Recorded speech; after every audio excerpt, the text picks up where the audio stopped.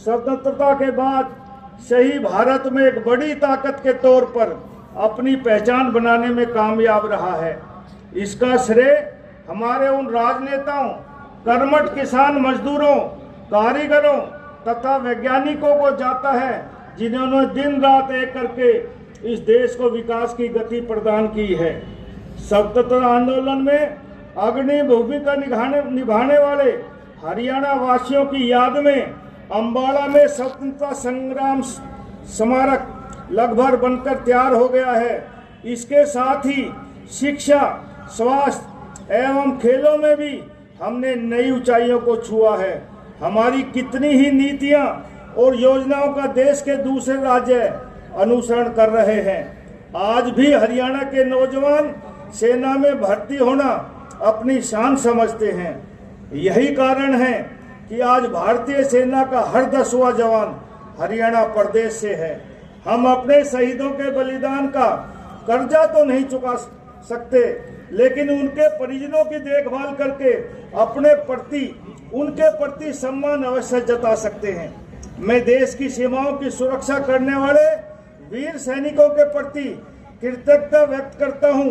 इस दिशा में हमने वर्ष 2016 सैनिक व अर्धसैनिक कल्याण विभाग का गठन किया।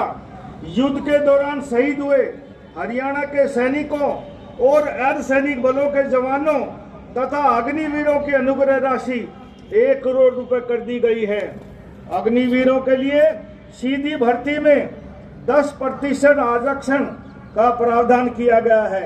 अब तक शहीदों के 418 आश्रितों को अनुकंपा के आधार पर नौकरियां भी प्रदान की गई। प्रदेश का सैनिक व अर्धसैनिक कल्याण मंत्री होने के नाते मुझे यह बताते हुए गर्व हो रहा है कि हरियाणा मंत्रिमंडल ने अग्निवीरों के भविष्य को सुरक्षित करने के उद्देश्य से हरियाणा अग्निवीर नीति 2024 को मंजूरी प्रदान की है, जिसे अगस्त 2026 में प्रभावी ढंग से लागू किया जाएगा। अग्निपथ योजना के तहत भर्ती अग्निवीर 4 साल की सेवा करने उपरांत जुलाई 2026 को वापस लौटेंगे। इससे पहले ही हरियाणा में नीति तैयार की है और अग्निवीरों को सुरक्षा कवच प्रदान करने वाला देश का पहला राज्य होगा। जैसा कि हम सबको मालूम है कि हरियाणा विशेषकर अहिरवाल सैनिकों की खान है। इस वर्ष 2022-23 में अग्निवीरों के पहले बैच के लिए की गई भर्ती में हरियाणा 1830 युवा अग्निवीरों के रूप में भर्ती हुए थे। अग्निपथ योजना के तहत